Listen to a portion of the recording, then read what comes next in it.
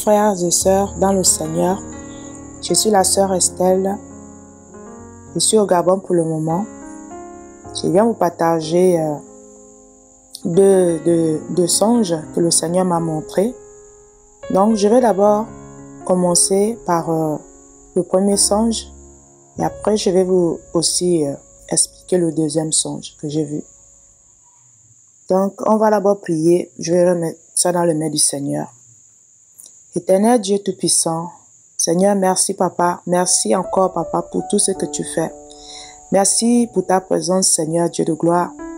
Merci pour ton amour. Merci pour tout ce que tu fais, Seigneur, pour l'Église. Mon Dieu, mon roi, je te remercie, Père éternel des armées, pour les bonnes choses que tu annonces chaque jour, Père éternel, pour édifier le corps de Christ, Papa. Merci, mon Dieu, mon roi. Je te remercie, Papa, que ton esprit soit au milieu de moi. Seigneur, mets les bonnes paroles dans ma bouche. Seigneur, Père éternel Dieu, enfin, Seigneur, de partager ces deux messages. Dans le nom de Jésus-Christ de Nazareth que je l'ai prié. Amen. Voilà, donc je disais, dans ce premier songe, je me retrouvais en France, dans un bâtiment. Et ce bâtiment ressemblait à un établissement. Et dans ce bâtiment, il y avait plusieurs bancs. Alors, tout le monde, on était assis comme à l'école. Donc, il y avait deux nationalités dans ce bâtiment. Il y avait les Blancs et il y avait aussi les Africains dans ce bâtiment. Et c'était des Africains qui étaient en train d'évangéliser dans ce bâtiment-là. Là, on était assis. Donc, j'écoutais, je voyais des gens qui étaient en train d'annoncer la bonne nouvelle, de dire de se repentir, de laisser les mauvaises choses, la mauvaise vie. Et je voyais des frères qui annonçaient la bonne nouvelle aussi. Et après, c'était moi qui a commencé aussi à évangéliser. Donc, je commençais à évangéliser. Je disais, il faut se repentir. Il faut arrêter d'adorer les faux dieux. Ça, c'est ce que je disais. De ne pas se prosterner devant les images taillées. Je disais ça aussi dans le songe. Alors, je parlais beaucoup, je tentais d'annoncer vraiment les choses qu'il fallait abandonner. J'évangélisais, j'ai dit, il faut suivre le Seigneur Jésus-Christ, il faut suivre la parole de Dieu, il faut suivre Jésus-Christ, Jésus va nous sauver, Jésus. Donc, je disais ça. Et du coup, les Blancs qui étaient à côté de moi, c'était un groupe des Blancs qui étaient juste à côté, en face de moi, qui ont commencé à s'énerver. Ils ont dit, il faut nous arrêter ça maintenant, ça suffit. On a assez entendu vos discours. À chaque fois, c'est toujours la même chose que vous parlez ici, là. C'est ça qu'ils disaient. Nous, on ne veut plus entendre parler ça. On a mal aux oreilles. On ne veut plus ça. Laissez-nous. Donc, ils disaient comme ça, les Blancs, là. Ils ne voulaient rien savoir du tout. Malgré les prêches, mais ils ne voulaient rien du tout. Ils n'étaient pas d'accord que nous, on annonce la bonne nouvelle. Ils n'étaient pas d'accord du tout. Pas du tout. Et du coup, ils ont interpellé deux messieurs. C'était des Africains. Ils ont appelé les deux messieurs. Alors, parce que eux, ils avaient l'impression de dominer les deux messieurs là. Donc, ils ont dit, ouais, il faut aller maintenant appeler les militaires comme ça. Ils vont m'arrêter, moi, votre sœur. Donc, ils ont dit comme ça, oui, maintenant, on va chercher les militaires. Maintenant, les deux messieurs qui sont venus vers moi, ils vont aller chercher les militaires pour venir m'arrêter, pour m'amener en fait. Maintenant, parce que les deux messieurs sont venus vers moi, ils ont dit, il faut arrêter maintenant les deux Africains là. Ils ont dit, il faut maintenant arrêter de ne plus parler de Dieu ici. Ils sont pas d'accord, ils veulent pas. Ils ont mal aux oreilles. Et du coup, quand ils ont dit ça, mais apparemment, j'attendais maintenant que les militaires viennent m'arrêter. Donc, en fait, c'était les deux messieurs qui sont venus vers moi. En fait, ils sont venus juste faire pour me calmer. C'était pas, ils n'ont pas exécuté ce que les Blancs là ont dit. Ils n'ont pas exécuté. Donc, ils m'ont seulement dit non, il faut maintenant te calmer, il faut laisser, il faut plus prêcher, il faut plus annoncer la bonne nouvelle ici, il faut laisser. Mais les Blancs là, ils pensaient que les deux Africains là, ils sont allés à chercher les militaires pour me prendre. Mais je comprenais dans mon esprit et je voyais aussi que eux, ils ne pouvaient pas le faire. Ils ne pouvaient pas parce que je ressentais ça. Et du coup, je patientais. Les militaires ne sont pas venus au final. Et les deux messieurs africains là m'ont déplacé de là où j'étais assise, à côté des Blancs là. Ils m'ont ramené une autre place, un autre endroit, un peu plus devant, pour m'éloigner des Blancs là, qui étaient là, le groupe. Parce qu'ils étaient quand même, ils étaient nombreux. C'était un mélange des Africains et les Blancs dans la salle. Et du coup, ils m'ont ramené un peu plus devant. Et j'étais assise, ils m'ont installé, ils ont dit, ouais, tu peux maintenant t'asseoir ici. Et du coup, ce bâtiment s'est transformé maintenant en avion, un gros avion. Un gros avion. Vraiment, j'ai pas compris. J'ai dit, mais attends. Donc, ce gros avion, ce bâtiment s'est transformé à un gros avion.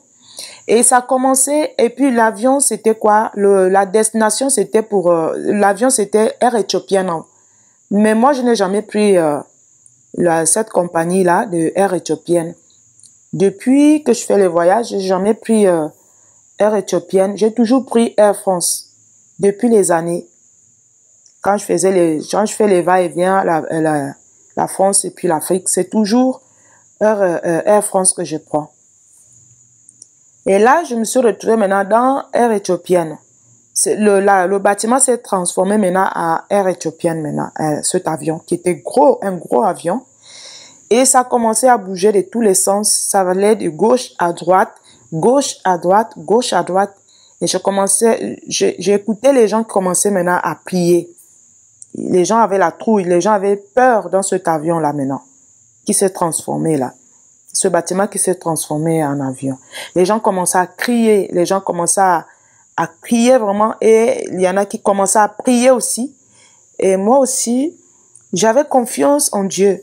Dans mon cœur, j'avais vraiment la foi. J'avais la foi, je disais que rien ne peut nous arriver, même si quelque chose va, même s'il y a ces genres de turbulences.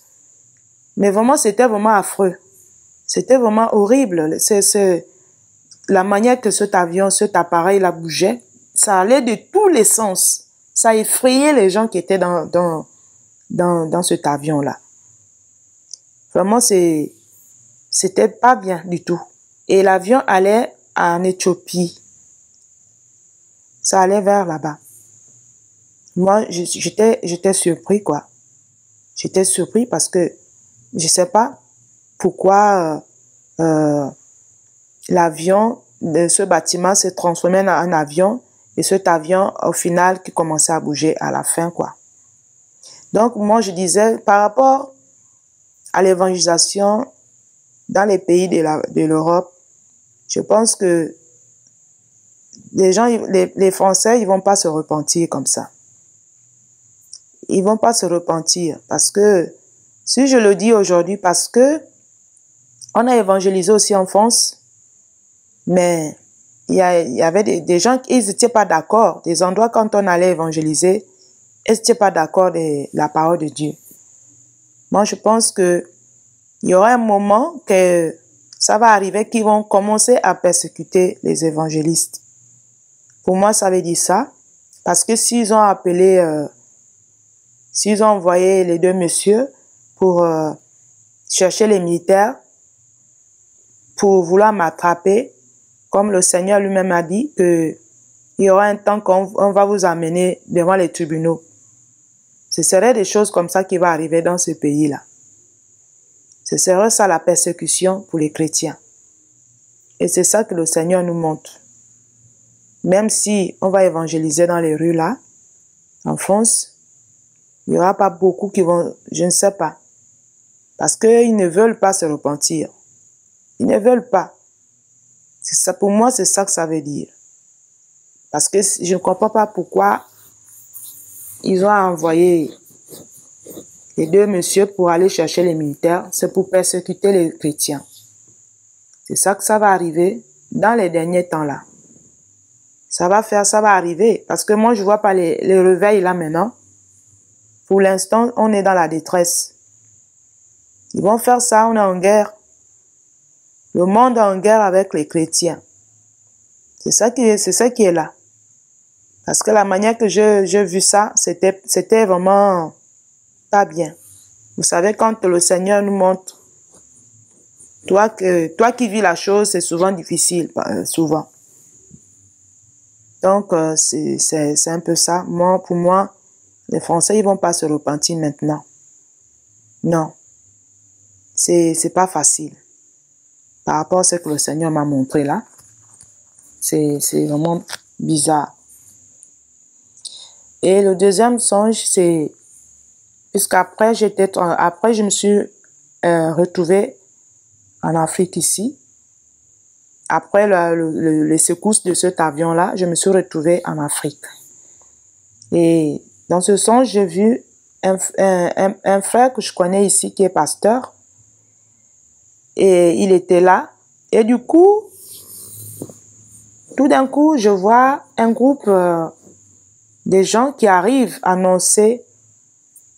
Il disait que oui, le pasteur Marcelo Tunasi est mort.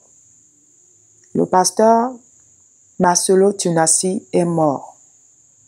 J'ai dit, ah bon? Ils ont dit oui, il est mort. C'est fini pour lui. J'ai dit, ah, vous voyez? Parce qu'il n'a pas écouté ce que les frères disaient, les avertissements que les frères et les hommes de Dieu, les autres et les frères en Christ qui disaient à Marcelo d'arrêter, il n'est plus dans la vérité, d'arrêter ce qu'il fait. Donc, je disais ça aussi aux gens là. Ce sont des gens que je connaissais pas, qui sont arrivés dans le lieu là où j'étais avec le frère qui est ici. Donc, ils ont parlé de sa mort. Et vraiment, c'était vraiment la réalité. Comme c'était vraiment, c'était comme si c'était pas, vraiment, je peux pas expliquer ça. C'est terrible. C'est vraiment terrible. Donc, quand ils ont annoncé ça, ça veut dire que il est mort, en fait. Il est mort. C'est pas qu'il est encore en vie. Vous voyez, quand on vous annonce quelque chose, la personne est morte, c'est ça, c'est vraiment ça, c'est ça que j'ai ressenti dans moi. C'était triste pour écouter ça, en fait. Le pasteur Marcelo Tunasi. Mais moi, je le suis pas, mais je vois souvent les dénonciations qu'on dénonce souvent ce pasteur-là. Je le connais pas. Donc, vraiment, c'est vraiment dommage. Moi, je pense que ce pasteur, il a déjà écouté les avertissements venant des frères et des sœurs aussi. Mais on ne sait pas s'il va se repentir. Je ne sais pas, parce que s'il devait se repentir, je pense que on ne devait pas venir annoncer sa mort comme ça. Vraiment, la personne peut être là, mais il est déjà mort. La personne peut être là debout, en train de prêcher, mais il n'est plus. Il n'est plus là. Comme on voit Saoul. Saoul, c'était la même chose. Il était là, il exerçait, mais il était plus avec Dieu. Il était mort. Au final, il était mort aussi. Et physiquement. Il est mort dans le combat. Donc, c'est ça vraiment que ce pasteur Marcelo Tunasi, c'est ça que j'ai écouté dans le son. Je ne le connais même pas. Je ne suis pas ses vidéos. Mais c'est ça que j'ai reçu comme message. Et s'il écoute ce message aussi, vraiment, il n'a qu'à se repentir parce que c'est pas normal. Le Seigneur ne peut pas venir parler ça comme ça. Si le Seigneur parle, il insiste, c'est que vraiment, c'est que la personne doit changer de voie. Il doit revenir à la vérité, quoi. Il n'est pas trop tard. Il n'est pas trop tard qu'il revient à la vérité. Mais il n'y a que lui-même qui sait. Il n'y a que lui-même qui sait sa situation. Vraiment, c'est dommage. Donc, voilà les deux messages que j'ai reçus aujourd'hui, venant du Seigneur.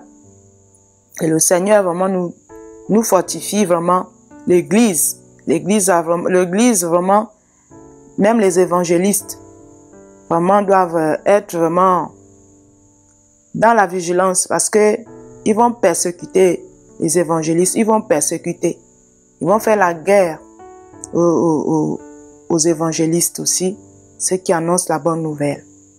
Parce que ces gens-là, ils ne veulent pas entendre parler. Ces gens-là, ils ne veulent même pas se repentir. Ils ne veulent rien savoir. Donc, on est en guerre avec le diable ici sur la terre, vraiment. Frères et sœurs, vraiment, les temps sont difficiles. Les temps sont vraiment difficiles que nous vivons. Donc, voilà les messages que je viens vous partager.